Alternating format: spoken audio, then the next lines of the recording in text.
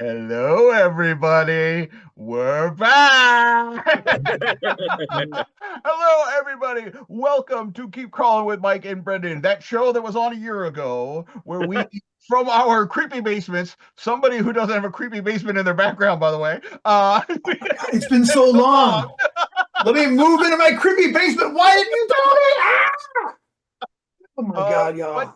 but yes, this is the show where on a yearly basis now we come together and we talk about things which are going on in gaming, in popular culture, and so forth. And it has become tradition. Shut up!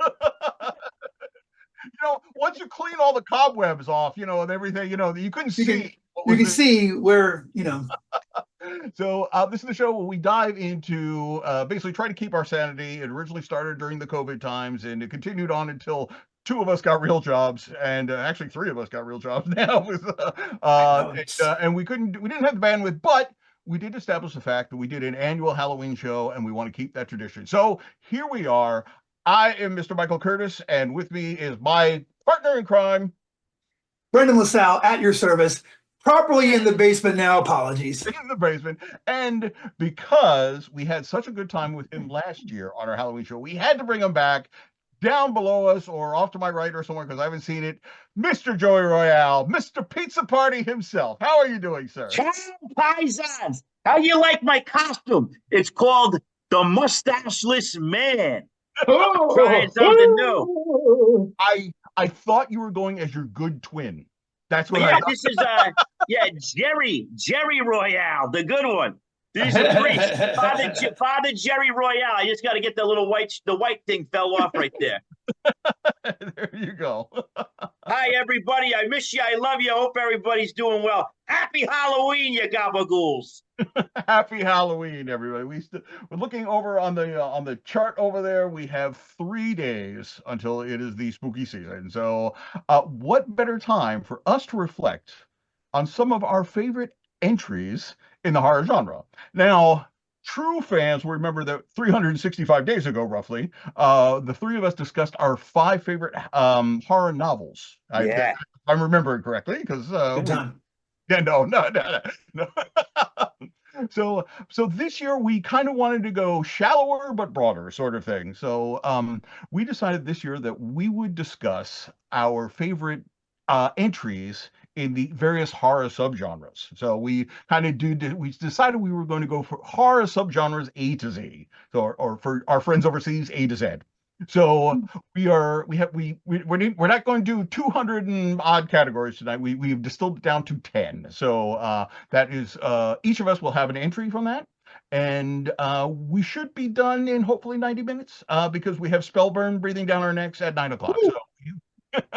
So so yeah. Already people are already confused about the missing mustache. There it is. Oh, I'm sorry, pals. Hey, listen, I'll tell you. I'll let you in behind the curtain. I was telling the folks before in the green room. I was going down one side and it didn't look good on the other side. So at the other side, I went down to that. I was going back and forth. The next thing you know, I had to plant more seed, and it'll be back in about 2 hours. Don't worry, the genes run strong. Hey, you're starting fresh for November, right? That's it. Is that Yeah. That's that nice. There you go, Curtis. That's that's why I keep you that's around. I tell There you, you man, go. I've been working in the corporate industry too long. Yeah. Putting spin on everything. So how's everybody been? It's been I feel like it's been a while since I've seen anybody in the peer show, at least since I haven't actually seen you guys in person since Gen Con. And I've then been sleeping since Gen Con. They wore me out. I woke up from my crypt. I'm back now. No, that was great hanging out with you guys in person. Beautiful time. As always, man. As always. if only. So all right. So because we want to get done before Spellburn is, I think we should probably dive in. And Let's go. so for those of you at home, we decided we weren't going to share our list with one another. So everybody's entry is going to be just as surprising to us as it's going to be to you at home. So there might be some overlap. As as my comrade at arms suggested, we might all pick Sweeney Todd the musical as one of our favorite entries. I don't know if that's going to happen. Uh, Obviously. but this is the entries are, we kind of decided they could be movies, they could be books, they could be podcasts, they could be basically anything we had a very broad field. So, so if you are watching, I would prepare to take notes because I'm sure you're going to hear some interesting things before the hour and a half is over. So, Joey, you are a guest, so let us begin with A. So this is favorite alien horror, and I mean that by extraterrestrials, not necessarily Geiger, alien drum. Sure. So lay it on us, Mr. Joey. All right, so this one recently came into my knowledge. I just finished it a couple weeks ago, and man, it blew my mind because it is sheer terror. All right, I'm warming it. I'm doing the pitch over the. So it's not like body horror, and it's not jump scare, but it's deeper, man, and it sticks with me. I've been thinking about it every day since. Ladies and gentlemen, for your approval, the first entry of the evening, favorite alien horror presently of Joey Royale is Arthur C. Clarke's Childhood's End. Wow, my goodness. All right. So I won't spoil anything, but here we go real quick. USA and the United States of America, they're racing to space, all that. But whoa, hold on. Something pops up. All right. There is a fleet of UFOs, spaceships, that just hover, and they just watch, and they watch for a couple years, and they just keep humankind waiting. And then after like 10 years, then they finally send them a message saying, we're the overlords, we're just looking out over all of you to make sure you're okay, we're the protectors. And they're like, but we want to see it. Long story short, 50 years pass, and the aliens finally show themselves. And boy, they're not easy to look at, but they're still saying, we're here to protect you. Fast forward 100 is another generation. Oh, it gets weird. Basically, what you find out is that the alien overlords that are coming in peace and that are observing put humanity on the fast track of civilization. But in doing so, they remove all creativity, a fate worse than death. Eventually, what you find out, not a big spoiler, but eventually they start the next step in human evolution, which is really all the children of one generation start to telepathically communicate into one organism, and Earth is no longer a thing. This is quite a story. It's told, if you ever read Arthur C. Clarke, he's a scientist, man. He knows his science. But even a dummy like me, a layperson, can figure out what he's talking about and where he's going. But this just seeps into your soul. What a commentary on human existence, what true dread is. It's when we lose creativity and autonomy. Beautiful tale, but horrific at the same time. I suspect we may already be under the alien. Well, this is the thing. This is a very, very timely book, and that adds to the horror. I see, one of the things I love about the show, and I love having Joey on as a guest amongst other people, is that I would never in a million years guess the first entry in favorite horror genre would be an Arthur C. Clarke novel. So there you go. So, everything is subjective. There is no wrong answer to this question. I'm sure we're going to get into the situation before this evening is over where people were going to choose stuff and it may not be like a good thing. Like it might not be like the best novel or the best movie or the best whatever in that entry, but it has a personal resonance. So it's highly subjective. So I think the definition of horror is subjective. Very much so. Yes. All right, Brendan, what do you got? All right. Alien horror entry here. Gotcha. So, I just I wanted to go with my true favorite, like my real down deep thing, the alien horror story that I go back to again and again and again. I experience this every year. I love it. It connects me to things. It is The Thing, the 1982 version of that. I saw that in the theater when I was a kid. It scared the bejesus out of me. I thought it was absolutely terrifying. The kind of horror that gets under my skin the most is exactly this, where it's any kind of shapeshifter. And in fact, my only other, I went back and forth between this and the late 70s, early 80s Vision of the Body Snatchers, because it's my worst kind of thing. Like, is this really my friend here in front of me, or have they been, that's absolutely genuinely terrifying. I love that. Kurt Russell, Wilford Brimley, Keith David, there's just, you know what I mean? Like, I care so much about all of them, and every year, this is the thing. I kind of forget like who dies, like in what order every year, and I'm like I always gets me again. I love dogs, and I know I would have done the wrong thing in the beginning of that, just like everybody else. Yep. So I am so glad that you mentioned the thing because that was one of my choices. I had two, and it was going right. Was it going to be the thing? Is it going to be this? Is it going to be that? And ultimately, I had to go with my with what I decided to go to, and that is depending when you ask me, it's either my favorite or second favorite horror movie of all time, and that is of course the 1979 movie Alien by Ridley Alien. Scott. Oh That yeah. it was Yep. in it's one of those movies that if you watch it now and and you've seen like if you have are just discovering movies like you're really getting into it can be laughable at times. I mean, all of the elements, the chest bursters, the egg, all the rest of that stuff has become so part of the zeitgeist. Like we all know it to the point where you can do memes of like the Easter Bunny giving out eggs, which are alien eggs, and oh, isn't that funny? That but I mean, 1979. I mean, poor who plays Kane? Oh, Oh yeah. Yeah. Hurt. No. Somebody will remind us in the chat who played Kane. But just seeing Kane, seeing the chest burster scene for the first time, seeing Geiger's design. I mean, it blew your mind to the point where I am saying, I mean, I remember in 1979, 1980, I had back then, I've got it since, I have the Alien board game by Kenner. I mean, for ages 8 or up, I had the big Kenner figure passed down to me from my cousin, and I had to get rid of that and the raincorn monster because I was feeding it grapes and the ants got into it. You know what's the scariest part of that movie for me?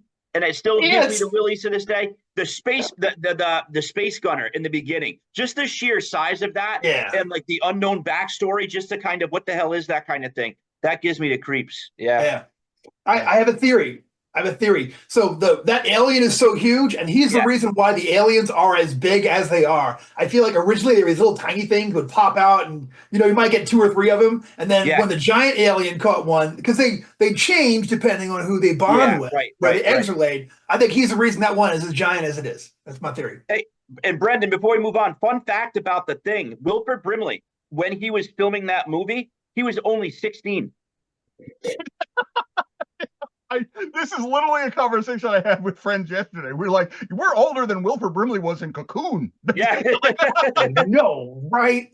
Oh, Gen X old is a very different kind of age. You know what I'm saying? Like we don't age the same as that. No, absolutely not. So remember, kids, if you're young, keep drinking your water. Stay hydrated. Stay hydrated and no canned meat. And avoid the diabetes. For God's sakes. Whatever you got to do. All right. So that was it. So that was our favorite horror entries. We have Childhood's End, we have The Thing, we have Alien. So all strong choices all the way around. Please, if you're in the chat, let us know what some of your favorites are. Because we are now going to be we're stepping out from the alien and we're moving into the cosmic and the existential. So this is our existential slash horror slash cosmic horror. So Brendan, I believe since you were the one who suggested this category, you can go first. Gotcha. I suggested this. No more time to Google and try to find the name of that. No, it's fine. I suggested this and I started to spiral. I was like, what really is existential horror? What are the novels of it? I tried to finish The Great God Pan in time to finish this. Then at some point I'm like, I'm not sure this is existential horror, and I put it down. And then I thought of a story from my childhood. We were talking about it earlier. I couldn't find it. I still can't find it, but it was a Harlan Ellison that I love. So I'm gonna go with like my second or third choice down, which is the Dream Quest of Velvet Bow by Kij Johnson. I've mentioned it before on the show here before because it is one of my absolute favorite horror novels, of the time. But it is kind of the flip side of the Dream Quest of, and now it's fallen out of my head, of Kadaf. Oh my God, of Unknown Kadaf. But the idea is that like these people live in the dream realm that has been described in the earlier story. The main character is a teacher there. and one of her best students runs off with a mortal from the dreaming world, so she has to go. It's going to send this incredibly awful disruption through their world, which to them is the normal everyday waking world, but they know that our world exists out there, and they can't picture what an existence is like under a world where the stars aren't literally painted on a sky that they can just go up there and look at. It's one of my absolute favorite novels. Just I can't recommend it enough, and has I think one of, if not the greatest cat in all of literature. So read it for that, cat fans. Even better than the cat who could walk through walls. I mean, you know. All right. My choice for favorite existential cosmic horror is actually a video game. And this is a game that I was kind of diving into, and I realized that okay, I think this is a good entry. Anyway, this is what I think of, and this is something that I enjoy, and I really have to replay it again. But this is it's a game called The Vanishing of Ethan Carter. And basically it is you play a private investigator who gets brought to this quiet town in West Virginia to investigate a murder.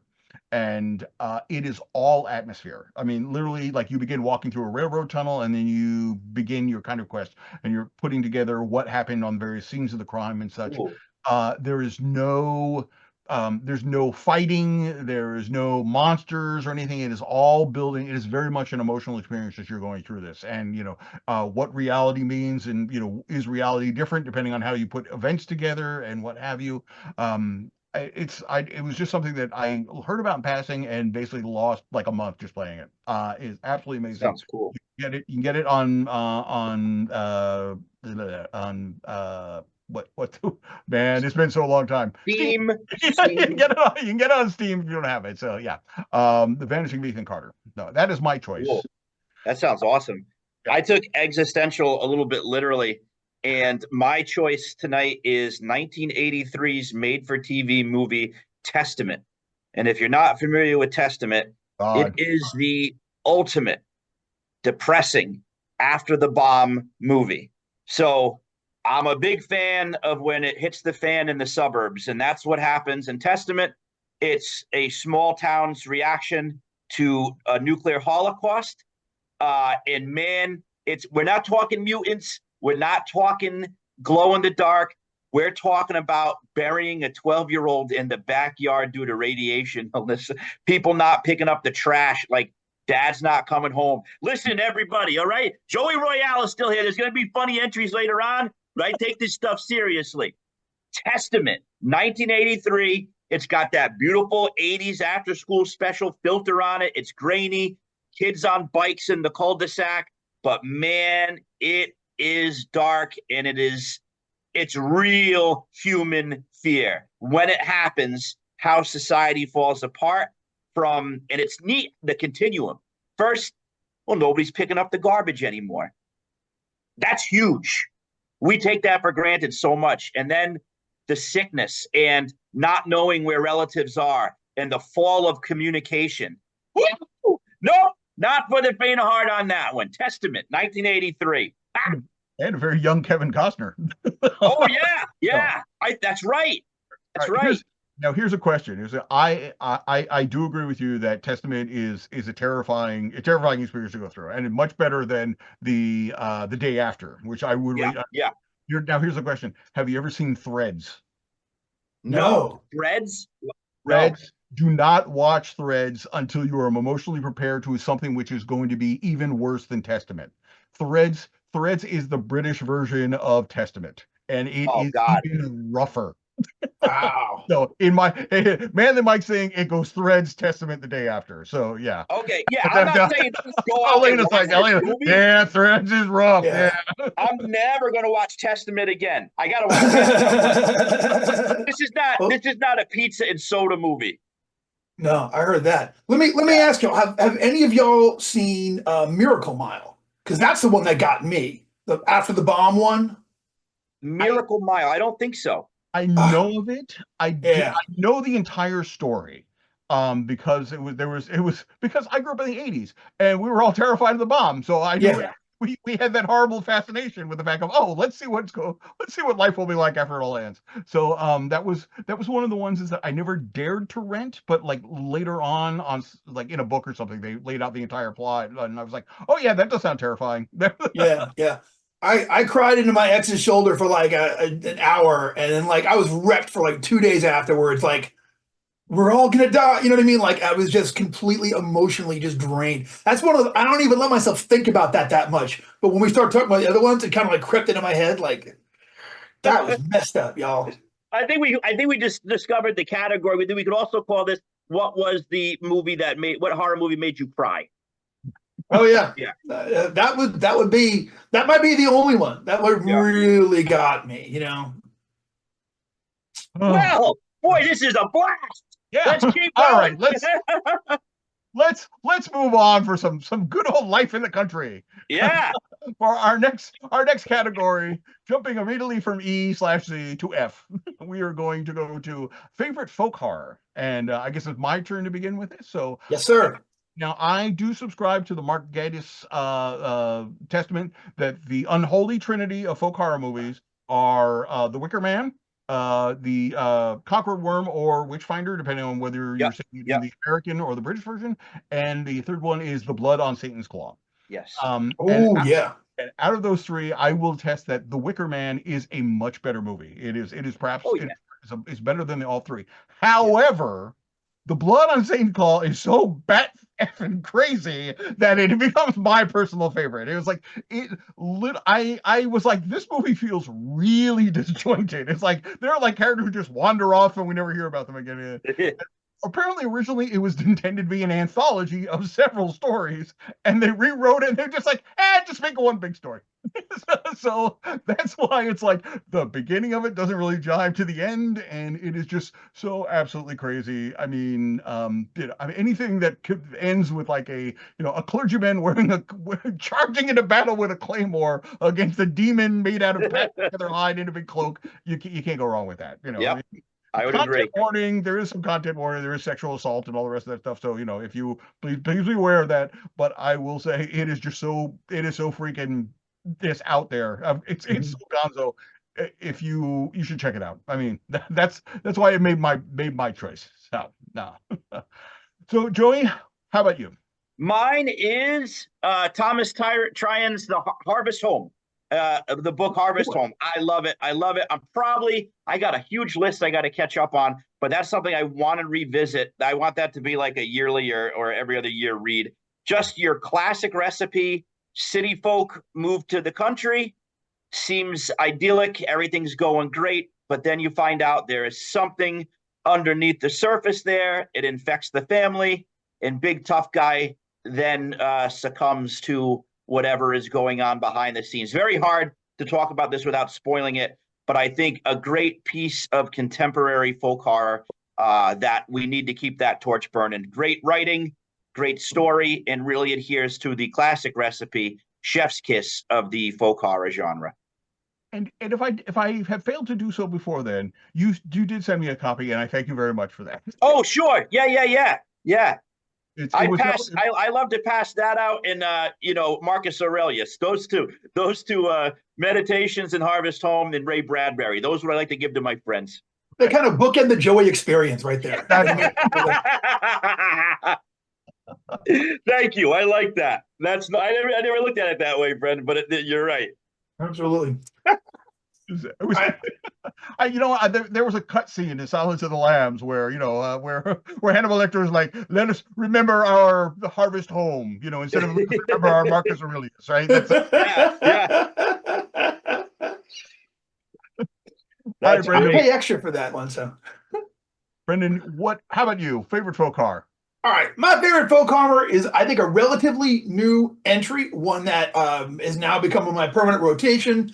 Completely rocked my world. It leads to more interesting discussions, and it's one of those that you can really deep dive on it. I'm sure a lot of y'all have seen it. It is Midsummer. Director Ari Aster, 2019, with Florence Pugh and a bunch of other folks. And that movie it's beautiful. It's different than any other horror movie I've ever seen. Like visually, it's profound profoundly disturbing, and it's one of those that like you have to like, like I said, on the fifth watching, you're still discovering stuff. I had someone, if you've seen it, there's one part where the main character suddenly speaks Swedish, and apparently it's nonsense. She's not really that, but they're all telling her that she is, which I just love that as a detail. You know what I mean? Like, oh yeah, you're speaking Swedish now. It's amazing.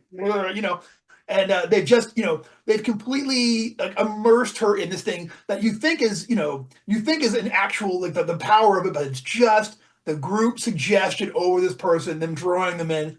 It's absolutely horrific to me, and a beautiful, beautiful story. And this is one of the doesn't have to be 10 times out of 10, but I have a special place in my heart for Evil Wins. You know what I'm saying? When evil wins, I'm like, all right. You know what I mean? This is someone who didn't care to give me a happy ending. Well, I'm going to say, however, does evil win? See, that's this movie. You can fight either way. You know what I'm saying? Like, I mean, if you're showing up in a bear costume, maybe even the ones in it. However, if you're getting out of the use of a terrible relationship with a shitty boyfriend and you finally found acceptance among people, maybe it's an empowerment move. To me, yeah, exactly. To me, this was a feminist smash the patriarchy movie. I loved it. I'm not speaking in hyperbole. I definitely think it's one of the most important horror films in the last century. Sure. Absolutely. I think it was revolutionary. I love horror movies that take place during the day. If you can spook me when the sun's out, then you have done your job. Yeah.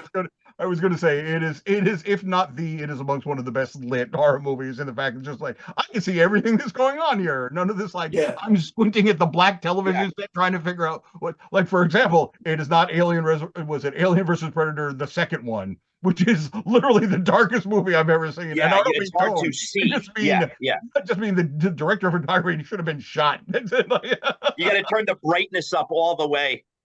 Yeah. We were at family dinner last night.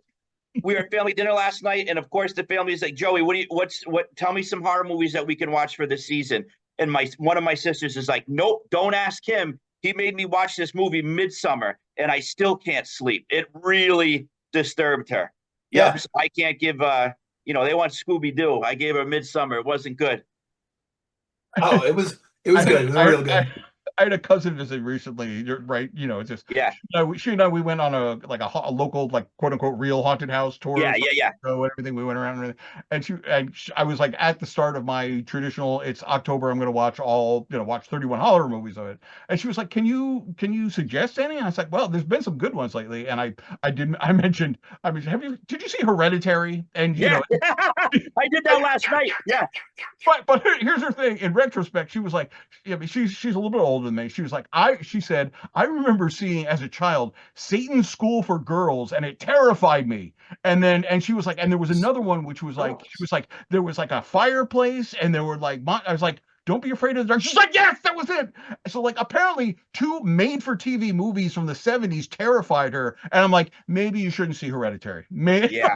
So I passed my sister's like, just give me like a normal one, not like Midsummer that will be spooky that we can watch when the kid goes to bed. I said, well, you like Nick Cage? She goes, yeah, he's good. I said, try Mandy. Mandy's gentle. It's like a light. That's not like a light comedy. You could watch that, beer and pretzels. Yeah. I've seen Hereditary twice, and I think that's all I need to see it in this lifetime. Oh yeah, absolutely. Yeah. Once you go through the original experience, and then you watch it again sometime later, so you can pick up all the stuff that since you know where it's going to go, you can say, over there, like that guy. Oh yeah, and then I'm like, okay, I'm good. Well seen, man. I'll tell you what, though, I have just put Satan's School for Girls on my list. That's happening. Starring 2 Charlie's Angels. Wow. But which 2? Spoilers. It's Cheryl Ladd as a small one, and who's the brunette? Kate. Yeah. My 2 favorites. Right. Yeah. All right. All right. Well, good. Awesome. All right. So we can talk about Hereditary and Midsummer. Be a whole show. More Charlie's Angels all night. Let's talk about Charlie's Angels. Yeah. Change in direction. So Lucy Liu wasn't in Satan's School for Girls? I should leave that down. She might have been. I don't know. She might have been very young. She might have been like the smallest, the smallest school, the smallest girl in the school. So.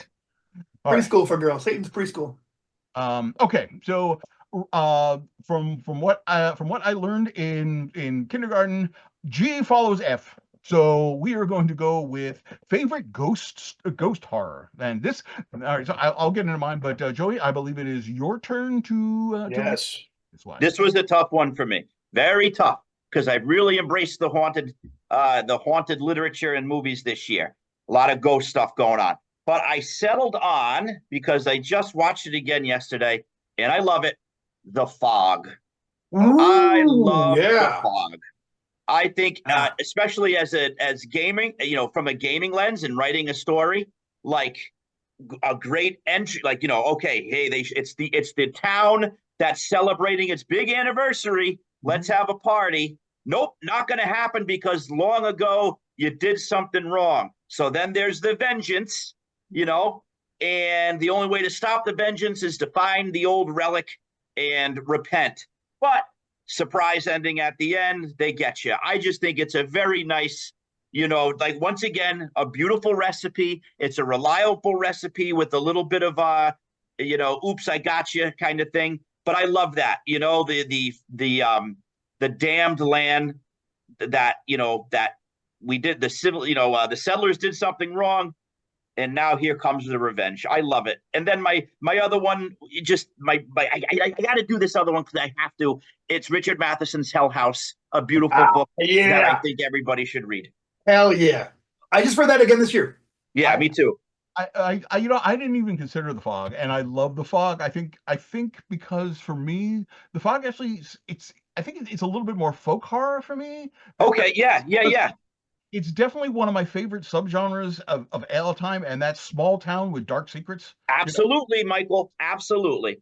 Small town with dark secrets. And as a kid, I thought they were zombies. But then when you think about the other end of it, because they're corporeal, but then like all the other paranormal stuff that goes on, like the car horns, the glass breaking, the bells and all that, I consider it, there's a ghostly element. But yeah, that does have a folk horror element too. And D.W. Gable's correct. Jacqueline Smith. That's what I was thinking, not Kate. Jacqueline Smith. There you go. Oh yeah, okay. Yeah. I mean, I love it. I mean, Hal Holbrook as the priest. I mean, of course, Adrienne Barbeau as our heroine, and our who's the male lead? It's the guy. It's like he used everybody from he was in Halloween 3. What's his name? Atkins? Is that? Oh.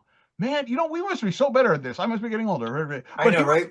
He was the kind of actor that you look at and you're like, that's nobody's choice to be a leading man, but yet somehow he has to pull it off, right? What's his name over there? That's come on, Tom Atkins. Tom Atkins. There we go. I looked it up. I can't lie. I looked it up. It's nobody's idea of a leading man, but somehow, I mean, managed to get Jamie Lee Curtis, I mean. Yeah, within 5 minutes of meeting each other, they cut scene and they're in bed together. Picks up Jamie Lee Curtis hitchhiking, and then the next scene is like, oh, look at my drawings, and they're nude in bed together. Beautiful. Tom Atkins for the win. I'll be like one of your French women. Get him, Todd. She was like, call me Billy, everyone does. Yeah. Yeah. Dun, dun, dun. Good. And of course, featuring a stunning soundtrack by John Carpenter. John Carpenter, yeah. Underappreciated as a composer. Absolutely underappreciated as a composer. So awesome. Absolutely. All right, Brendan, favorite ghost horror entry for you? All right, so this one, I also went back and forth. Lori loves ghost stories, and she's turned me on to a lot of really neat ones over time. But again, had to be real, had to go with my absolute favorite. I hunted down this paperback forever to find it again when I would have it. So this is a short story that I first read in a compilation, Year's Best Horror Stories 14, and it is Walking After Midnight by C.S. Fuqua. So it is a marvelous ghost story. It only appears in this collection, and then he has his own collection of stories called Walking After Midnight. It features the song Walking After Midnight by Patsy Cline very heavily. But it is a beautiful, just delicately atmospheric tale. It is a old man alone in his car, in his truck, trying to get home in the terrible weather, and from the very it's just ghosts all the way. It's the ghost of his past. It's the ghost of the life that he gave up when he didn't do X, when he could have done Y. It's beautiful. It is sad. It is tragic, and it's one of those. One of the things you can do with ghost stories that you can't do with a lot of other types of horror is keep the reader like wondering, is this truly a ghost, or is this a psychological event that this person is living through and whatnot and such? Yep. And you don't know the answer until the last sentence of the whole story, which I love. And I read this when I was a kid, and it always haunted me, and I couldn't stop thinking about it. Haunted you. That's a good one. That's it. It was, though. I couldn't stop. So I finally, a couple of years ago, I tracked it down. All I had was, I remembered what the cover of the novel looked like. I had checked this out from the Uniondale Public Library and just read it in tatters, and again and again. So it's out there. You can find it. I recommend it very much. It's a wonderful short story. Brad says, and hey, Brad says, hold on before we address Mr. McDevitt's question here, because we may be about to. So, I love it. So my entry was, now I said at the start of the hour is that depending on my feeling, I have, Alien is either my first or second favorite horror movie. What it ties into is of course, The Haunting, the original black and white version of it. That is my favorite film. It is not, however, my favorite ghost horror horror entry, and that would be Lost Hearts by M.R. James. Okay. I just picked up an M.R. James collection, so I got to check this out. It is entirely Jamesian. It is about a young boy who gets adopted by an older cousin who is going to, he gets I'm going to take care of you, son. Oh, you are going to be 12, right? Like like a month, like midnight, right? So it's very sketchy to begin with.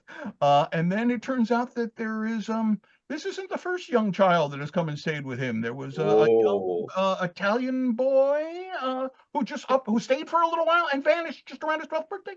And then there was a Romany, a tinker girl who came along, a traveler girl who came and stayed with him. She vanished too, just around her 12th birthday. So something is going up, and it's just so well written, and it is very creepy. And there's been a couple of good adaptations for it. There's one that was done by the BBC as one of their ghost stories for Christmas.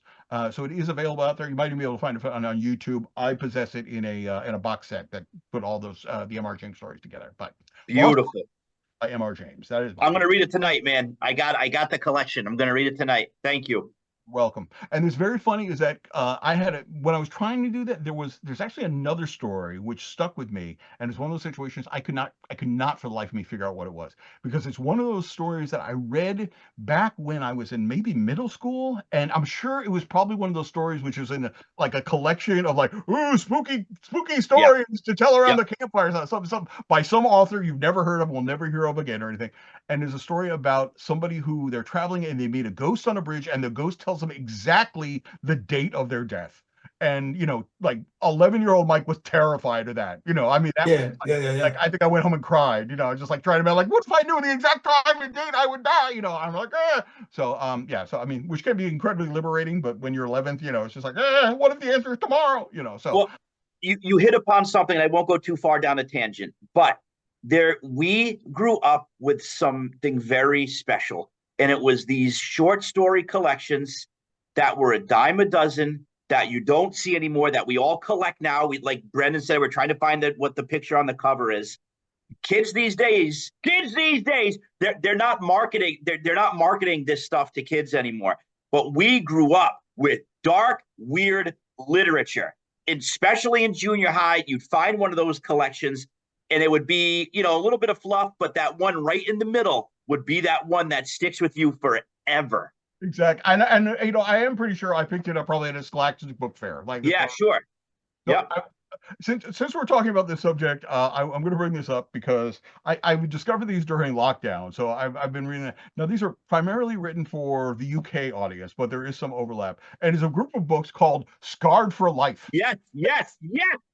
I knew it. So this is Scarred for Life, Volume 3.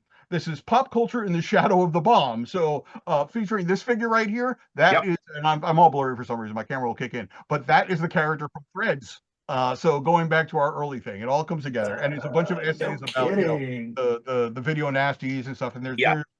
and the first one talks about the 70s, the second one talks about the 80s, and this just talks about like growing up literally in the shadow of the bomb. But They have a great Instagram page sometimes with clips from those shows. I highly recommend it. Scarred for Life. Well played. Oh, Curtis, I love you. You're all great. right. All right. I think that covers us for Ghost Story. I think so. Okay. All right. So the next one we're going to jump to M, and this is favorite monster horror, and this is just kind of like a broad category. This is I mean there are some more specific ones, but this could be your Godzillas, this could be your Frankenstein monsters, could be your Pumpkinheads, whatever.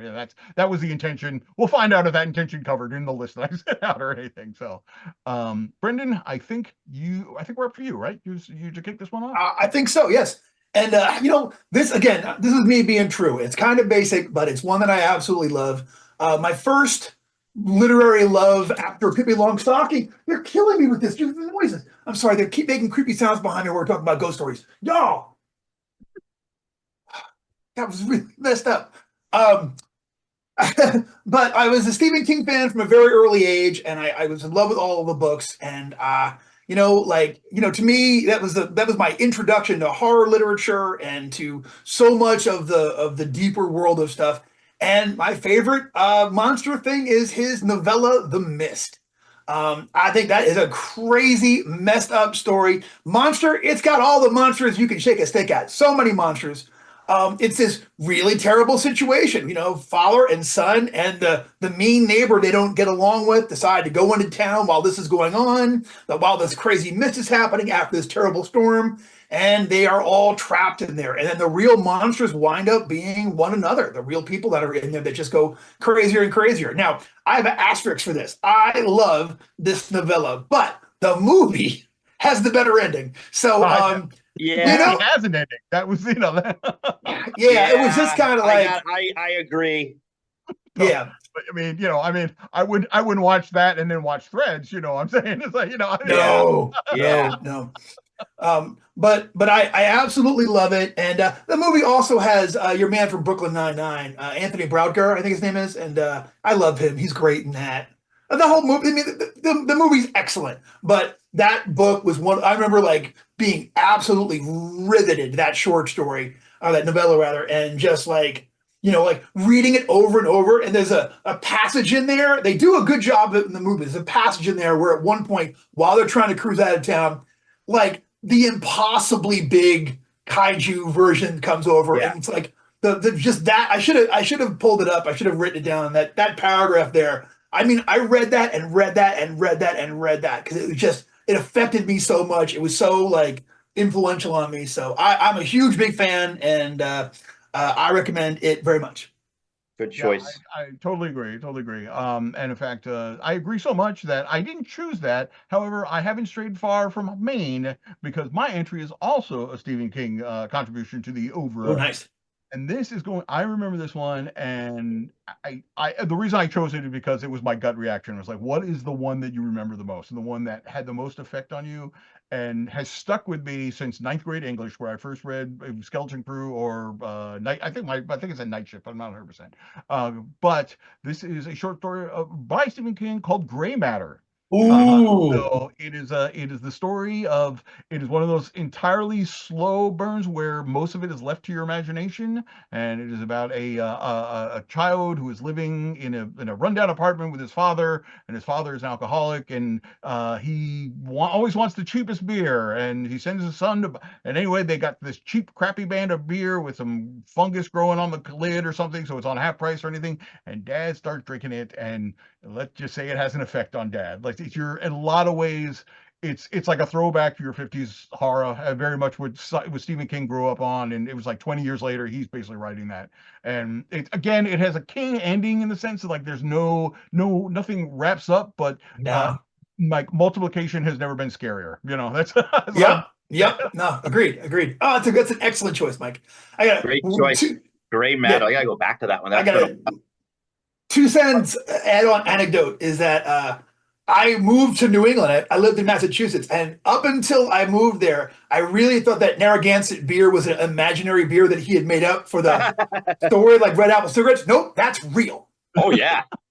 Yep. All right, Joey. All right. Well, this one goes back to the early days of Joey Royale. I saw it, and I haven't been the same since. My favorite monster that I'm going to bring up today is the Tall Man, played by Angus Scrimm in the greatest horror movie of all time, Phantasm. Just because not only did he scare me as a kid, but to this day, I really don't understand the mechanics behind who he is and what he does. Despite trying to figure it out via Wikipedia, that movie still is a influenza fever dream. He just scares me. Anybody that can come out from a mirror. I'm going to add just 2 extras if I can. Is that okay? Yeah. I'm going to add to the Stephen We're King. doing good time. We still have 45 minutes to go, and we're Stephen at King that. trifecta. Yep. The whatever it is, the blob from The Raft from Creepshow. Oh yeah, that's Horribly nasty. scary. Okay, because and then another sport. This was from my childhood, ladies and gentlemen. The scariest toy ever made. Okay, this is from the Ideal Toy Company. I think we're looking at 1985. Yep, 1985, CBS Toys, the Ideal thing. This is from the series called Rocks and Bugs and Things. Brace yourself. Scared me to death as a child. Okay, I'm lucky enough to look at this. Imagine walking into Toys R Us, and that's what you see on the shelf for $4.99. Oh, it reminds me of Basket Case. This is Belial. This is Bloodstone. There's some other ones. There was both rocks that turn into monsters and bugs whose face opens up into monstrous bugs. I didn't get that part. And they come with these little guys that they eat called mortals.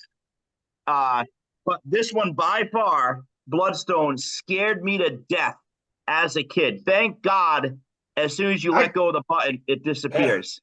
And that's I think the Bloodstone has had its way with Joey here. I think. Whoa! This is that movie. This is how that movie Unfriended ended, right? Just like... What's that horror movie? It was the first real horror movie that came out after the lockdown. The people did the online seance over Zoom, and like it just starts. Ooh, what was that? I thought it was Unfriended, or is it? Was it Unfriended? Ouija Darknet or something like that. Yeah. Oh, I think about that. Well, we seem to have lost Joey. We may have to cut the technical break if he comes back. We may have to rearrange some stuff, but we're going to. Unfortunately, there we go. We dropped him in. Hold on, back in. Yeah. Let's cut to a commercial, and in the meantime, we'll try to get things up going, or we can keep vamping until you tell us to do otherwise, Elena. Hey everybody, sorry about that. The Bloodstone ate Joey. We had to get it to regurgitate him, so we have him back here. Gotcha. Was the Bloodstone just as terrifying on the inside as on the outside? Oh man, I got sucked in there. I saw nothing but red, and it stunk like garbage. I'm back, baby. All right. I thought for a minute when you first showed that it was going to leak slime, and it was going to be the meteor from Creepshow that turned Stephen King. Oh, the lonesome death of Jordy Barrel. Like I thought, yeah, that was a rough one too. Yeah, that's awesome. The movie I couldn't think of was The Host. Great one. 2020. That's a great one. Yeah, but not the Korean one about the. Are we talking about the Zoom? It's a Zoom seance, and it's right, which is completely different than the Korean kaiju movie about the mutated salmon that. Oh, that's awesome! I love that movie. Yeah, it's a good entry for a monster, but none of us picked it. See The Host. All right. So we are now past the halfway point. That was our fifth one. We're coming up to number 6, and this is going to be favorite occult horror. So this is all sorts of occultness. And I forget who went last. I forget who started. Who kicks things off? Was Joey? Was it? We were monsters. I was first.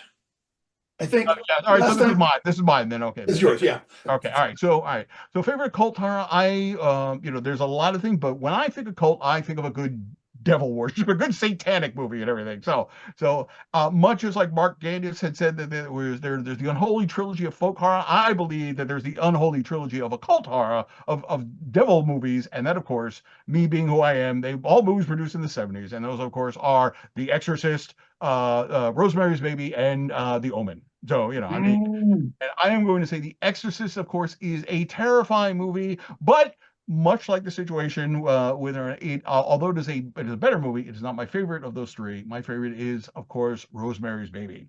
Because talk about a movie that keeps giving back to you every time you watch it. I mean, it's one of those movies is that you watch it and you're like, okay, all right, this is it's goofy, it's scary and everything, but funny how things going on. I mean, it's a New York City apartment, so the walls are really thin. So Yeah. there's usually something very interesting going on sound wise on the other side of a wall, like when the husband leaves the apartment and then you can hear a doorbell ring and he's obviously going next door to visit the neighbors and what's going on there. And, it's just a lot of interesting stuff going on. It is a. I know that they made a prequel to it or something. I have no interest in seeing that or anything.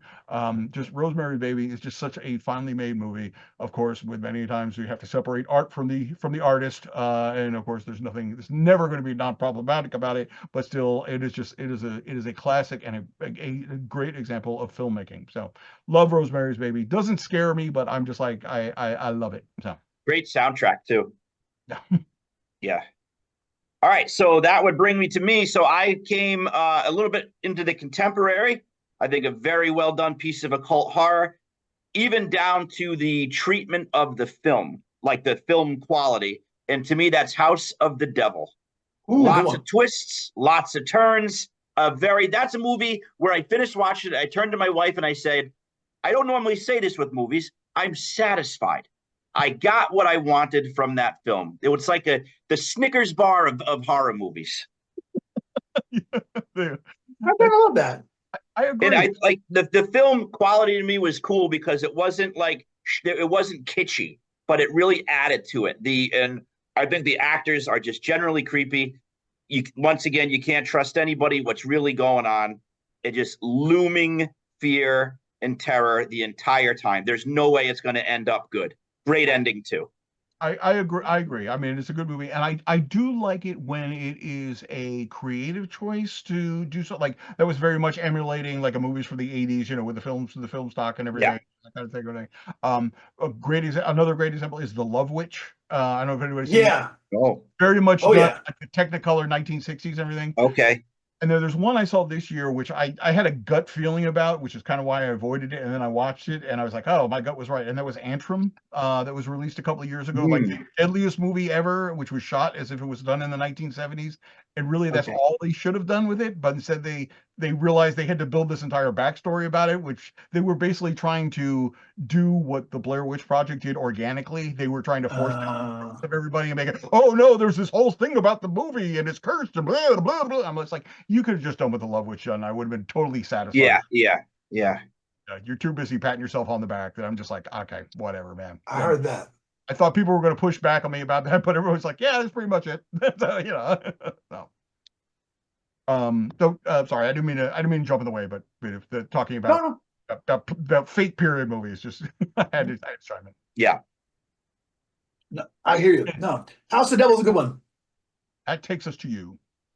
Okay, so this is my easiest one. Like this is the one that I was like, oh, I know exactly what I'll do for occult horror. So when we first moved to Salem, in Salem, which is like 80% like tourist mecca and 20% actually a spooky place to live, when we first moved there, Lori and I were like, well, we're gonna let's do it. Let's watch every Salem-based horror movie we can find and get into. And we thought most of them were garbage, and most of them were certainly not filmed there. They're all filmed in California, and we're like, who lives there? Who has the 100-yard driveway in the woods that's scary? And like there'd be six bodegas along that in Salem. Yeah. It's a tiny little town. It's all built up except for one, which is my favorite of the occult horror things, which is Lords of Salem, director Rob Zombie. Rob Zombie. So it's polarizing. People love it or hate it. I've heard a lot of bad stuff about it.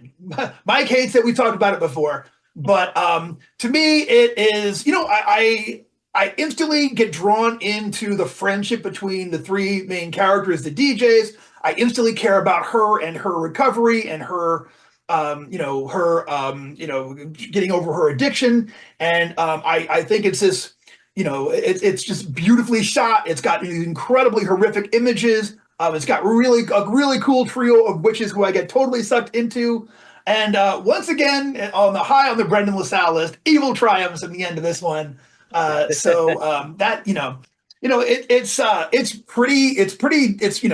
like a lot. I know a lot of folks don't really like it, but give it a shot and talk about crazy, scary soundtracks. I respect your choice on this, everything, but Sherry Moon Zombie is such a non-starter for me. It was just like Rob Zombie really needs to stop, basically encouraging her. So Rob, go back and make music, please. I hear you. I love that one though. Speaking of music, I had a music entry for this one that I recommend for everybody during the season. We talked a little bit before. Why don't we, if we have a little time over at the left, let's do some like a musical choice. Okay, I'll put a pin in it. Yeah. Great. All right. Because we're doing really good for time. So okay, cool. I think we can vamp a little bit at the end. So all right. So that was Occult Horror. Bringing us to S, and of course S means slasher movies. Slasher movies, the heydays of the 80s, which we grew up, but at least I know I grew up in there. I don't want to make any judgment for anybody else. So this is your classic boogeyman with a knife. May or may not have any sort of supernatural power or whatever. But this is my start. Yeah, go ahead, Mike. Okay. Yeah, go for it. Going back, see, now here's the thing, is that slasher movies are not my favorite by anything. It was growing up in the 80s, I was punk rock, there was the metalheads, it was the 80s, the metalheads were all slasher movies, even some of my dearest friends to this day, they still love it. I couldn't, I was a progressive intellectual punk rocker, so I had nothing to do with guys with a chainsaw running around the woods or anything like that, Yeah. No, I will say, however, Texas Chainsaw Massacre, again, kind of folk horror, not my favorite. That I'm going to go into something which I mentioned last year. It is a book called Headhunter by Michael Slade. And this is from the early 80s, I believe, and it has to do with a series of murders in Vancouver, Canada, and the hunt to track down the killer who was taking people's heads, hence the name of it. And it has a twist ending at the end that you read it and you're just like, you're either like, oh, you got me, Michael Slade, or you hurl the book across the room and you never read anything else by me either again. So, but it was so perfectly done. It was actually the second Michael Slade book I read, but Ghoul, which is the sequel to that, is another good one. But then I had to go with Headhunter. So Headhunter by Michael Slade, my choice. I have a first edition somewhere. Very cool. I'm looking this up right now. I got to get my hands on this. Some really cool covers to that one. Yeah. Nice. Well, slasher for me. Once again, you will see the bookends of the Joey Royale experience because I have what I can, like if you're talking slasher, gore, disgusting, my favorite is Maniac with Joe Spinelli. Ooh. One of the greasiest, dirtiest, disgusting, like New York at its grimiest, with Joe Spinelli, who's a great actor. He was also in The Godfather. Rest in peace, Joe Spinelli. He had a hard life, but yeah, if you really want to get disgusted at the human condition, Maniac, right there for you. Maniac it's like the whole movie is sweaty, like he's sweating the whole time, and you can just see like his drug problems in real life coming through in the character. He's not an easy guy to look at. He's got mannequins he's making out with, just messed up, dirty apartment. Great, great movie. I love that. But then there's the other end of the Joey Royale spectrum, and this is one of the most influential movies on me of all times when it comes to like things that inspire me when I do stuff. Like especially when I was writing songs, when I was the lead singer of a band. This movie really gave me a lot of seeds for ideas.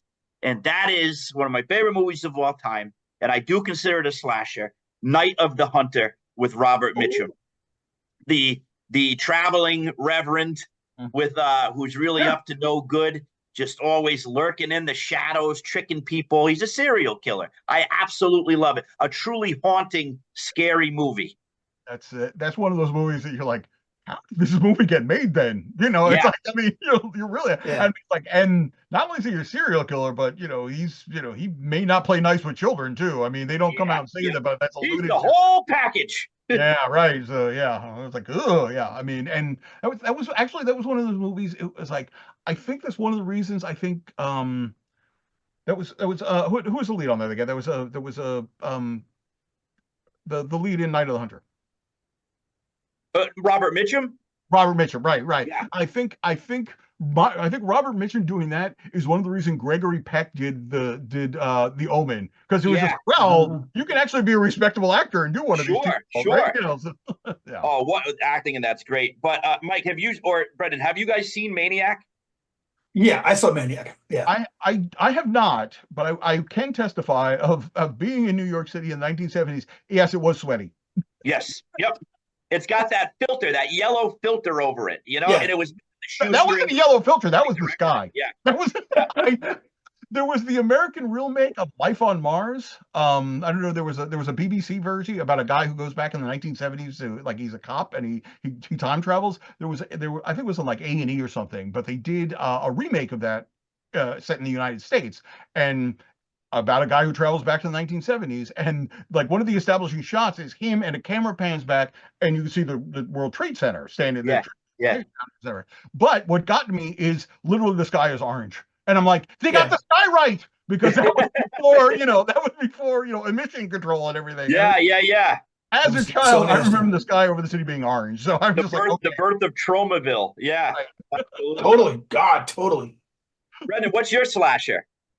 All right, so I went back and forth because I don't know, I'm always Texas Chainsaw Massacre, but like, to me that almost transcends, you know what I'm saying? Like, right. so I'm not going with that one because it's its own. I don't know. You know what I'm saying? It's not really like, I can't see putting Texas Chainsaw Massacre in the same thing as Jason and Michael Myers, which I also love, but I think a slasher is a very specific thing to me. But in that, okay, so I don't know. I went back and forth. I finally had to say, if this is a slasher, this is my favorite slasher, and I argue that it is, and that is the very first Nightmare on Elm Street movie. I think it's a supernatural slasher. You don't think so? I mean, Freddy is one of the classic slasher icons from the 80s. So he literally slashes people. He's a literal. He got the whole thing going on, and I feel like among of all of the this is, again, speaks to my personal taste. I'm a little obsessed with dream imagery, and like anything dreamscape, any of those that really I really want to see how people like transpose dreams through their filters and onto the page, onto the screen, onto the canvas. That's very interesting to me. And that's, I think, the magic of the Freddy movies is that since it all takes place in dreams, they can be set anywhere. So it's never boring. It's never like, you're never like looking at the same thing again and again and again. It can kind of like pop up in any place. Now, that series, however, breaks your heart again and again. It gets campy, it gets silly, it gets bad. Until weirdly you get to Freddy versus Jason, which is so much better than it has any right to be. I love that movie and would watch it, every time. But like, the original one is great. The scene where the blood, the bed blood ceiling scene is like, I remember the first time I saw that, like, talk about escalating the, oh, they want some slasher gore. We'll give them some slasher gore. So I thought it was fantastic, and I like that one very much. And I can't recommend the whole series, but right. I mean, you have to hand it to Wes Craven. I mean, Wes Craven, he basically reinvented the slasher film twice. I mean, before the nightmare things, it was always the silent, the silent killer, the mass killer just come in. Freddy's like, hey, why don't we have a killer who cracks jokes? And this is which is one of those ideas that shouldn't work on paper, and yet he makes it work. I mean, but. The scene where they sink into the stair, they're trying to get up the stairs. I think it's Nancy trying to get up the stairs in her feet. Like, that's real dream stuff. Like, they got the nightmare aspect. There was like disturbing nightmare stuff where things are just a little bit off. Yeah. Not like, oh, crazy, but like, it's not normal life. And it's 100%. Not being able to go fast. Cool.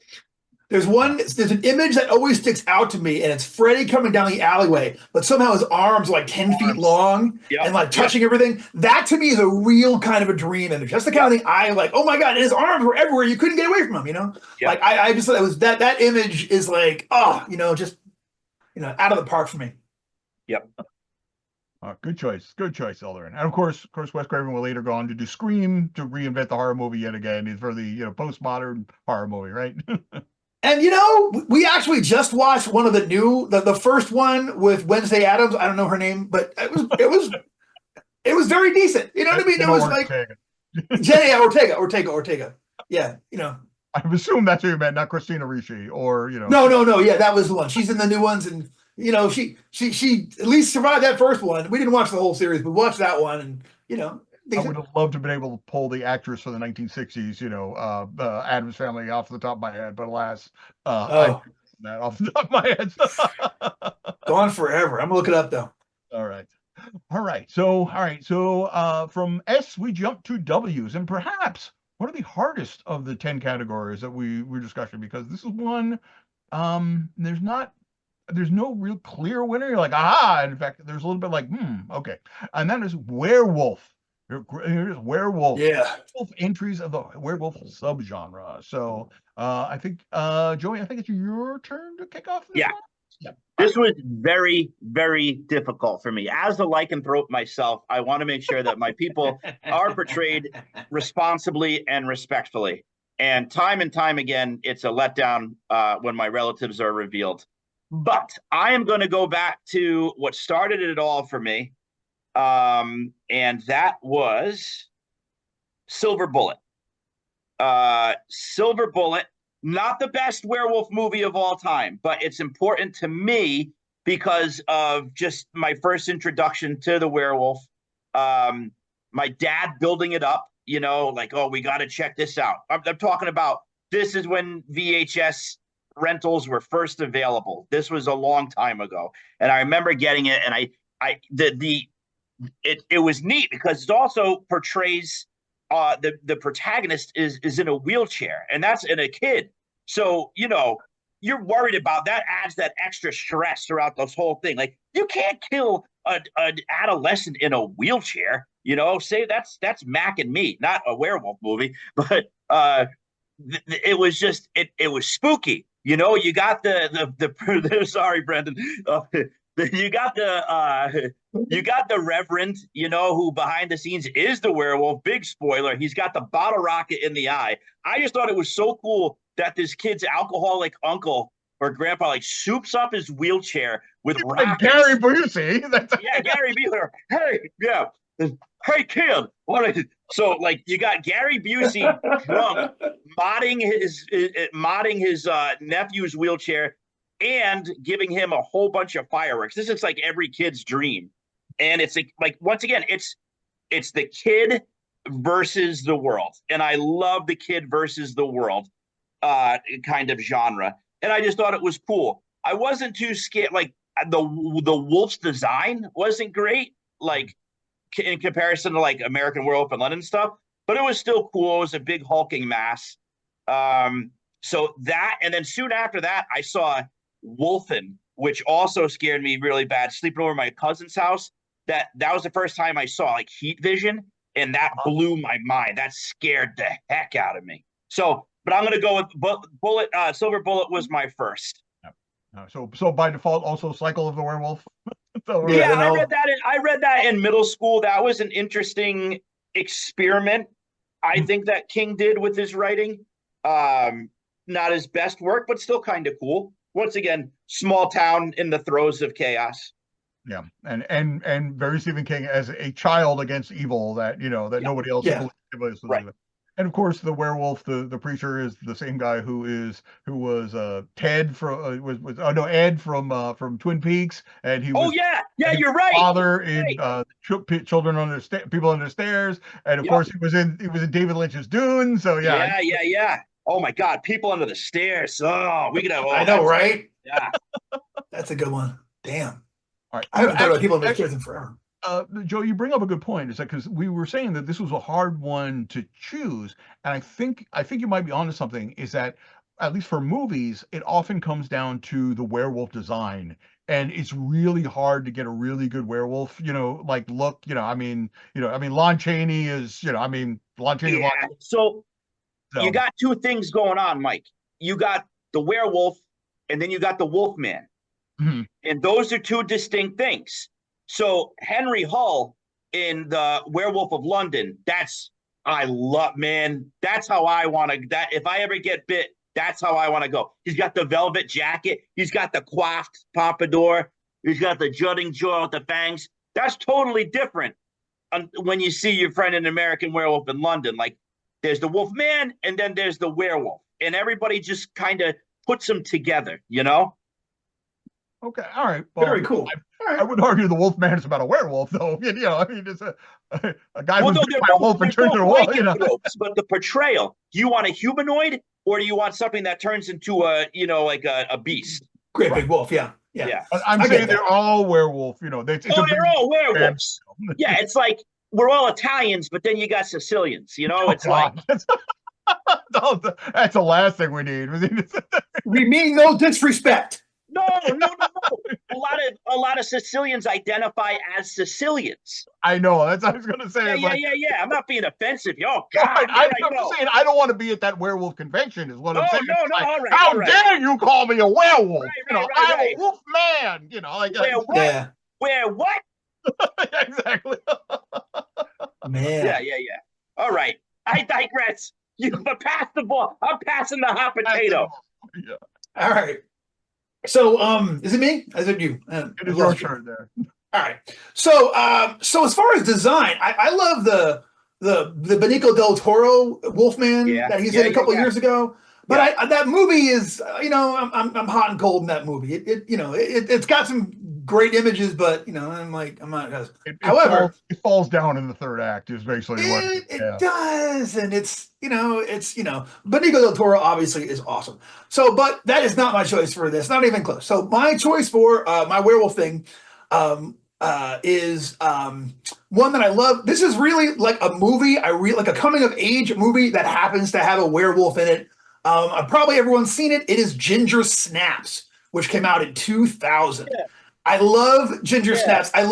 They instantly set up the relationship between these two weirdo sisters who are also best friends, and it's also them against the world. And then, boom, here comes an event, and overnight, the strength the two of them have is completely ruptured, and both of them have to, like, for the first time, look to their peers for other things. It's a real coming of age story, and also werewolf, which is vile. It has.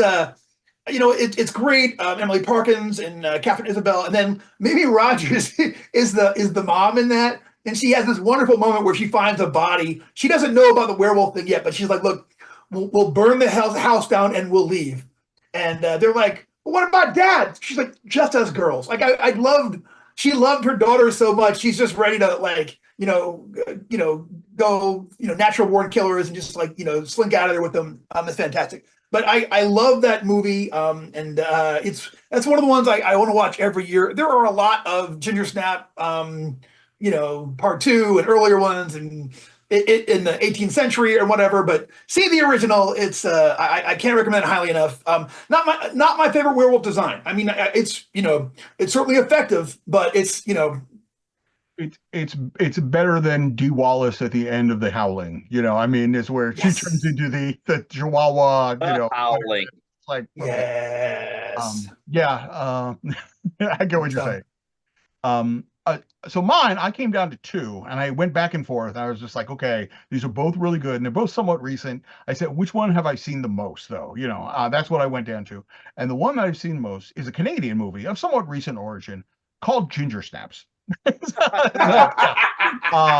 Ginger Snaps was an amazing movie when the first time I saw it. It's like, it is clearly the first time I remember there being a feminist take on the werewolf movie and everything. And it's kind of the movie that if a guy had written this, might get slapped. But it's the whole idea of I've never even considered lycanthropy being a metaphor for the menstrual cycle. But I'm just like, you know what? It's not the biggest reach, so. Yeah. I get the relationship between the two actresses who are playing the sisters is amazing. Them just being these twisted, weirded outsiders. I'm just like, hey, I think I can identify with you two. In fact, if we were all in high school together, I would have been hanging out with you guys taking pictures, or you would fix that too and everything. But it was really good, very much a product of its time. Just some great looks. There's some great body horror in there, and I don't know. I love it. Actually, I did like the sequel, which is like the 1800s or the 1700s a little bit. It wasn't as good, obviously. But since we have mentioned Ginger Snaps, I will mention my other one then for an honorable mention. Of course, is going to go to Dog Soldiers. Oh cool. yeah. Yeah, it was that's it was cool. really it was like neck and neck, but I've seen Mhm. Yeah, Steps more than I've seen Dog Soldiers. Another that's a one cool that one. is Dog Yeah. Soldiers is like the aliens of the Yeah. werewolf movies. Yeah. That's a good comparison. Yeah, and let's face it, and the costume design for those werewolves is fantastic. Yeah, I yeah, love that's those really well werewolves. done. Yeah, Yeah, that's how definitely. I want DCC werewolves to look like. It's like Yeah, just Yeah, they're definitely in the Howling school rather yeah. than the Wolfman school. So yeah, so those are our I, werewolves as opposed to our Wolfmen. Right? if we're talking about werewolves too, I have to bring this up. Anybody who wants to become an actual werewolf, I kid you not, in middle school, I found a book on the shelf of my junior high school library called Meet the Werewolf. And, innocuous 70s, early 80s kind of like, here's the history of werewolves. They have that famous French woodcut. I love that and all that. But Beast in the back Beast of the of book, Baston or whatever it was. yeah, in the back of the book, and I've met other people that have seen this, Levi Combs in particular. I bought him a copy of it. There's actually a spell. They teach you how to become a werewolf, pentagram and ingredients and all. And I found that in my middle school library. It's called Meet the Werewolf from the Eerie series, and it's a great read.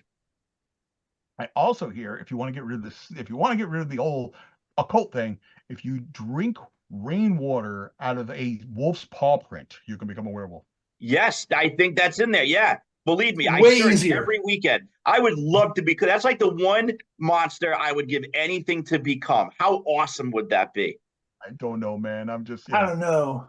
you're a man who had to shave off his werewolf, shave off his mustache Yeah. because of a slight incident today. I mean, Every time you transform, you tear up your favorite pair of shorts. You know what I'm Oh, saying? That's a lot on a brother. would have I own special 3 pairs. I would have special transformation pants. I would have my tailor make those. Yeah. Snap. No, Velcro. Right up the like those stripper pants that they go. I can see the shot now. The clientele are werewolves, strippers, and the Hulk. Yeah, there you go. Or Bruce Banner, man. Always with those little purple shorts. Why was he always wearing purple pants? Come on, he knows what's going to happen. Get some lycra. I don't know. Like he and Fing Fang Foom shop at the same place. That's what I'm saying, right? Bang, bang, boom. That deep cut right there, my boy. Deep cut. Yeah. Come for the horror, stay for the Fing Fang Foom deep cut is what I'm saying. I love it. All right. And what would naturally follow werewolves but vampires? We're getting toward the end of the alphabet here. So Yes. with favorite horror, vampire subgenre of horror. So at this point, I've totally lost track of who goes first. So I think it's you, Mike. okay, all right. So this is a question that I had to go. This was kind of the same. So it's kind of like ghost stories with you, Joey. It's like you've devoured so many of these in so many different formats that really what it comes down to is like, all right, what is my favorite out of all these? And there's just so much to pick from. Whether it's books or games or movies or whatever. I've seen the highs, I've seen the lows. I mean. So I went back and forth, and I said I consider a lot of stuff. I could, the Interview with a Vampire. I consider, Salem's Lot, one of my favorite Stephen King book. Me too.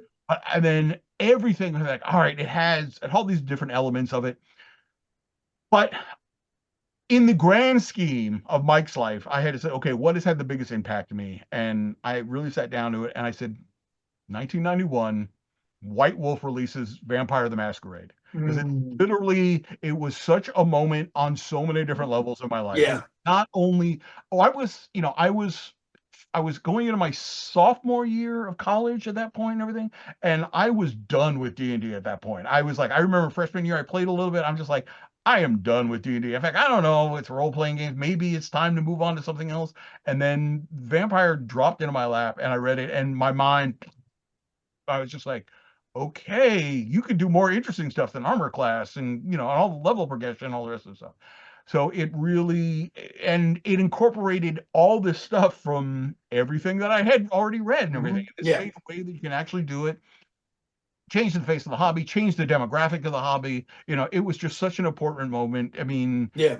it was one of those movies, like, if you weren't in the hobby at that point, and it's really difficult to understand how much of a bombshell it was. I mean, Yeah. everything. I mean, it changed art design when The it comes art. to Yeah. The role-playing art. games. I mean, Mhm. it would introduce the splat book. I mean, there's this, it was such a moment, and so Vampire the Masquerade all day, every day, twice on Sundays for me. Right?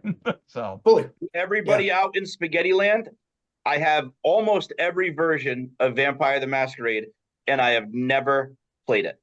And Oh. if somebody wants to run Vampire the Masquerade, well, I will be your guy. we'll have to fix that. All right. Thank Yeah, you. man. I'm dying to play. I am dying to play. Maybe Um, maybe at Gen Con next year. Okay. Maybe a bunch of us get together and everything. All right. All right. So I the get, vampire is, I can't, words don't even express. I can't express how much I am obsessed with vampires. Ever since I was a little kid, my dad was the same way. Really into vampires. He was always a vampire for Halloween, and it was scary. And I can't put my finger on one thing, but in reflecting on where I am in my life right now, and I just sat at my desk at work today. I'm like, what is one thing that sticks out more than anything right now in my life? And it's about 5 minutes, and this is all I'm gonna say. Come to the window, Mark. Come to the Danny Now, Glick floating outside of that window, not only in the book, but the show.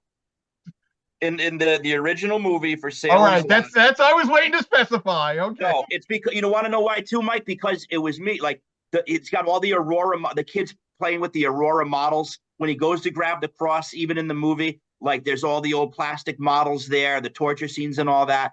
It's just everything. And in the book, he's just obsessed with famous monsters and monster movies. I love that.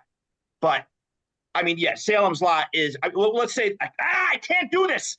Dracula is the number one. Dracula is still a scary book. I said that last year. Salem's Lot, still the best. But that scene, that one, if you want to sum up childhood fright for me, for Joey Royale, Danny Glick at the window in the movie. I agree. That is, I mean, it's a great precedent. I mean, I Salem's Lot was my number one choice last year. Yeah, me too. Not by heart. So, it's Stephen King, deep and under my heart. The miniseries that you're talking about was so, it's such. I remember watching that in high school, like advanced placement course, because we were talking about, and like we remember pointing out there's a scene where the sheriff like packs up and leaves, and it was just like, okay, this is an example of like societal breakdown when law and order has visibly left town. Like Yep. the shit has hit the fan at this point. Yep. I mean, that's the slice way to slip that in there. I have heard bad things about the remake. Yeah, I haven't seen it. I have heard of all of its crimes. I've not seen it. Is that Father Callahan is not in the movie. I cannot confirm this and everything like that. But to me, if you're having Salem's Lot and you don't have, the vampires like basically calling the priest, "Oh, come on, shaman." I mean, when you're basically, I mean, let's pit your god against me. I mean, you're missing out on one of the key moments of it. So yeah. When it comes to vampires, you need a priest. Right. you have it's the battle. It's a Christianity. It's about it's there's so many biblical analogies and everything with it, with the resurrection and the consecration and the host and all that. You got to have a Catholic priest in a vampire movie. There's I think it was Sci-Fi Channel did a remake of it, back in the 90s or something with it. And I still think the original miniseries are better, but the remake had the scene with the table saw in the Oh, really? Yeah, which they didn't put in the movie. So yeah, you're like, but oh I mean, god, yeah. No matter how many times you put that to film, you will never match the Danny Glick in the window scene. No. Danny Glick. All right, Brendan, Love that. You're up. Bring All us right, on for vampires. Drive a stake through the heart of this topic, will you? That's it. I'm gonna try. I'm gonna try. This one is it's a little bit off, but it's a movie that speaks to my heart deeply. I love it terribly, and I asked Lori if we could rewatch it so I could get gear up for the show, and we watched it. And halfway through, Lori goes, "Oh, I get it now.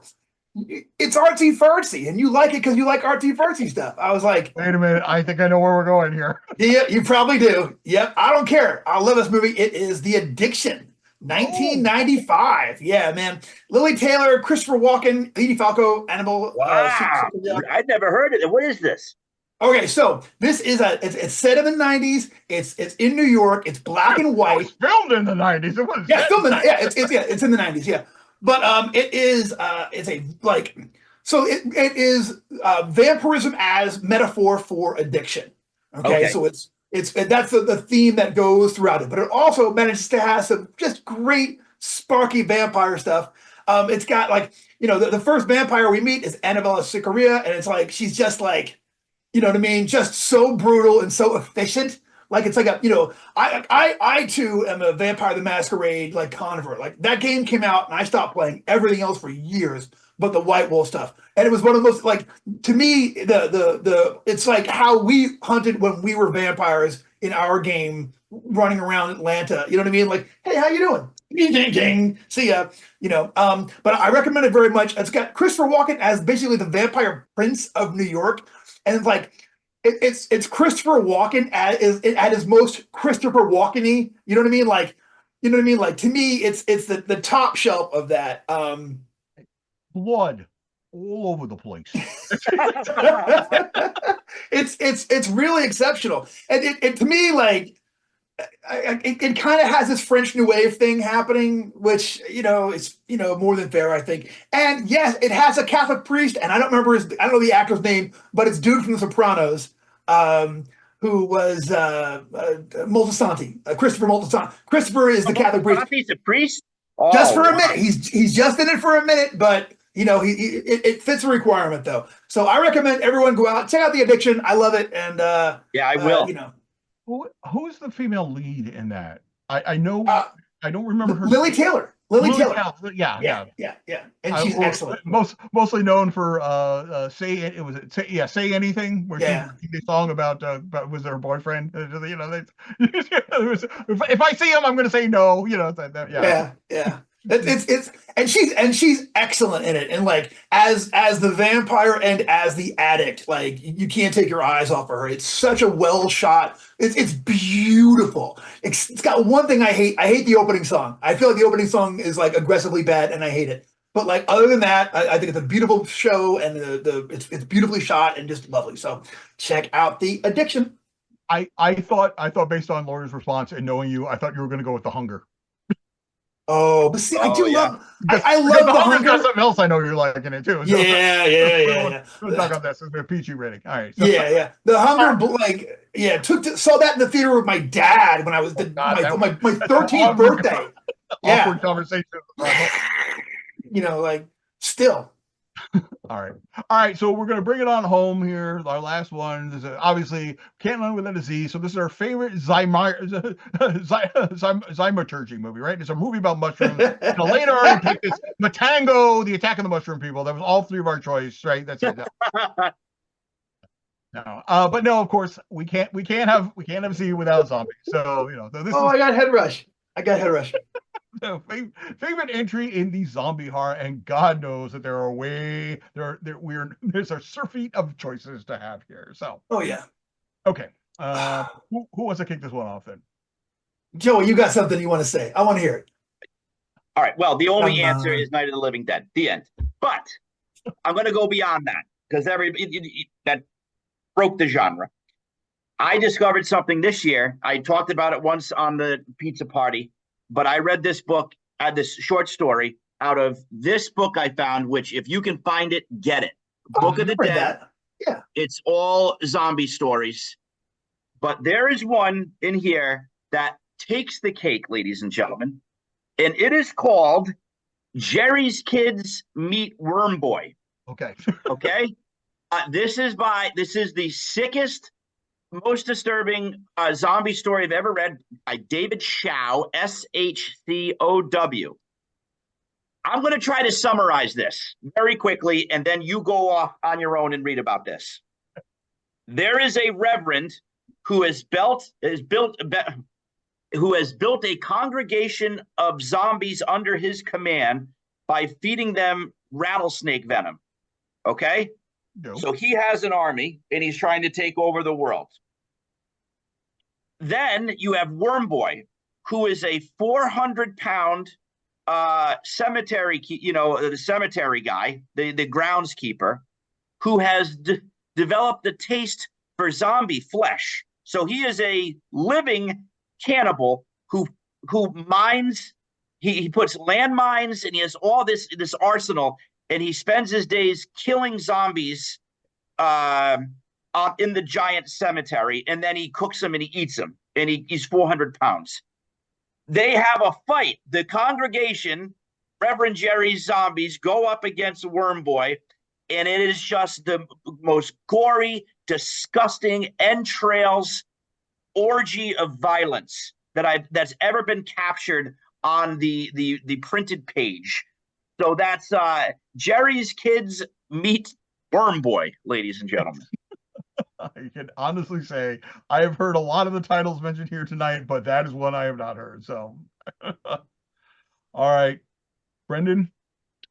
All right, so this is actually the hardest one for me. I went back and forth, and I kicked it around. I had It's not like this. It's not like you don't have options. So yeah. You know what I'm saying? I was thinking of songs. I was thinking of all kinds of stuff.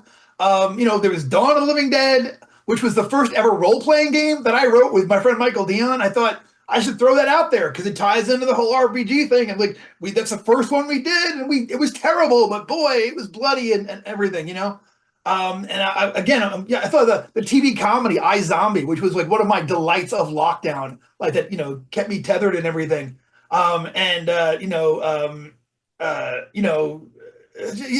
Picture, there's so many good zombie things. And I'm bantered with Lori about it. I'm like, what do you think? And she's like, what would you want to watch tonight? And I was like, Night of the Living Dead, 100%. You know what I mean? So yeah, Night of the Living Dead.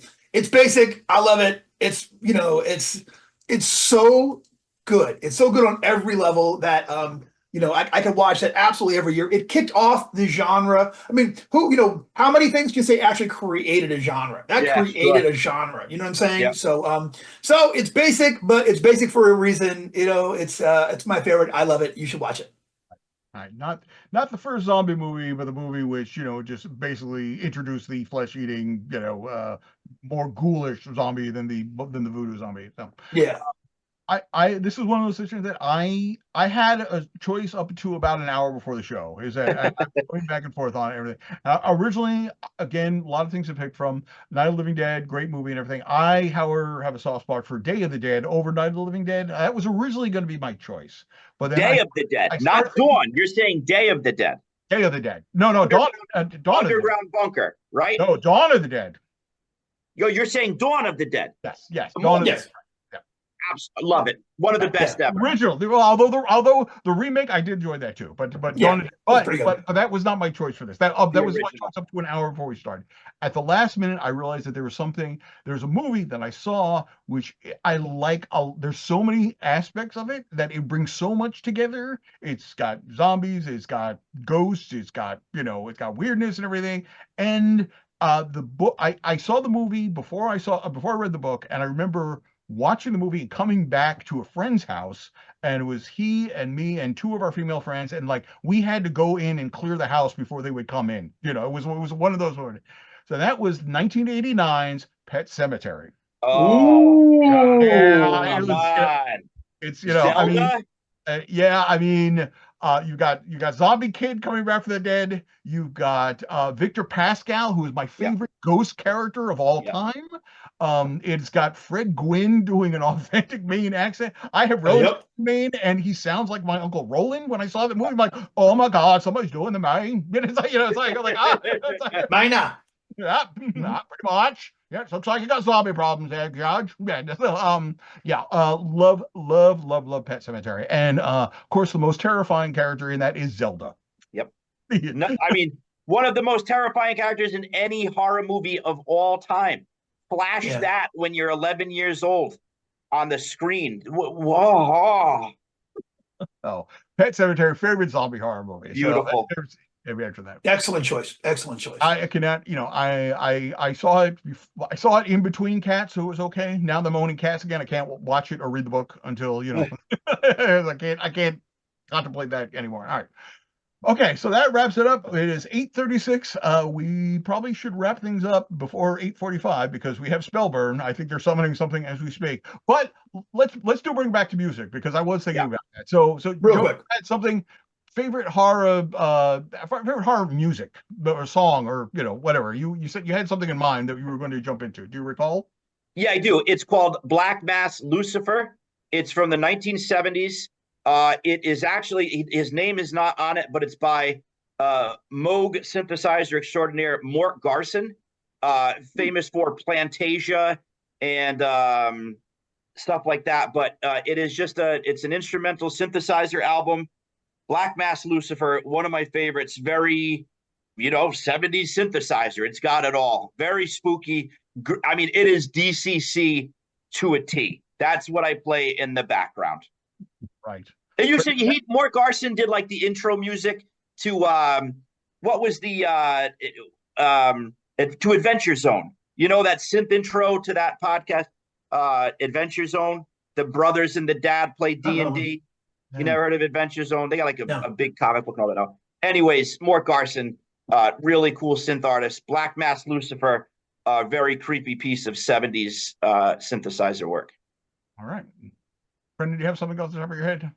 Well, yeah. So my werewolf entry was almost Werewolf of London by Warren Zevon. But if I had to pick one like horror music, there's the soundtrack to Vampiros Lesbos. Oh yeah, incredibly awesome. It's just amazing atmospheric Love thing. Yeah, super fond of it, and you should check that out if you can get a hold of that one. I used to have it on CD. I have no idea where it is now, but it's fantastic. It's on Spotify. I play it on my radio. Oh, right? Oh, no kidding. Oh, nice. There you go. All right. And for me, I said it depends on which way you're going to go. If you want to go absolutely on the nose, Bela Lugosi's dead. Bauhaus. Ooh. I mean, it's hard to say that's a bad song. That sums it up. But as I said, very much on the nose to the point where it can be a little laughable. I mean, if it's one of those, like, if you heard it back in the day, you're like, all right, this is pretty, but I could easily say somebody who was, born in like 2010 listening to this and be like, this is the most ridiculous thing I've ever heard. But so I'm going to say, but I'm going to say on the opposite end, a more subtle and more touching into, Mike Curtis's, what's deep in our Harvest Moon by Blue Oyster Cult. Oh, nice one. Ooh, nice. That's a great one. Nothing overtly, but it's one of those things. It's like it's a song about. It's very autumnal and talking about growing up in this thing, and everything's good here. Oh, the weather's changing. I love this time of year. And then like the final verse is the final verse is just like, oh yeah, that girl, she disappeared. Yeah, we'll find her in the spring when the snow falls. We find them all that way. You're just like, oh, so this is the first time this happened. Okay, all right. Yeah. So, all right. Great picks. Well, gentlemen, we hope you at home have enjoyed our hour and almost 40-minute discussion of our favorite horror subgenres. Thank you for tuning in, Joey. Thank you for coming on the show. It was an honor for me. Thank you. Always wonderful to have you, cuz. Always a pleasure. We're not siphoning off of your fame whatsoever. So somebody who still has an ongoing Twitch show and with actual viewers and such. All right, Brendan, good to do this with you again. And Elena, thank you as always for your hard work behind the scenes. Yes. Elena, happy Halloween. You got Elena. Thanks, Mike. Before we go, that we always have a sponsor. Keep Crawlin, Mike and Brendan is always brought to you. And this year, we're brought to you by Weird Heroes of Public Access, the role-playing game, now in hardcover, featuring 4 custom dice, a beer koozie, a contributor zine, and you yourself can contribute to the world of Fairhaven. If you join at any level, you can contribute to the Weird Heroes of Public Access Weirdathon Hall of Heroes. That's right, share your personal public access hero, which will be printed in a zine. Join now. There's only 4 days left on Backer Kit. Joey loves you, and Fairhaven needs heroes. You got money from me, baby. It's already pledged. So, All right. Well, thank you everybody else for tuning in. Everybody's for tuning in. It's been a while. Hopefully we'll do this again. We'll definitely, Lord willing and the creek don't rise. We'll be seeing you again in 365 days. And we'll be 2025. We're already discussing the convention trail for next year. So, Oh yeah. we'll probably see some of you folks at Gary Con, Gen Con, and various other places around the country. So all right. Well, we're out of here before we get spell burned. So everybody, thank you again. Have a great Halloween and stay safe and stay scary. All right. And we are out. Good night.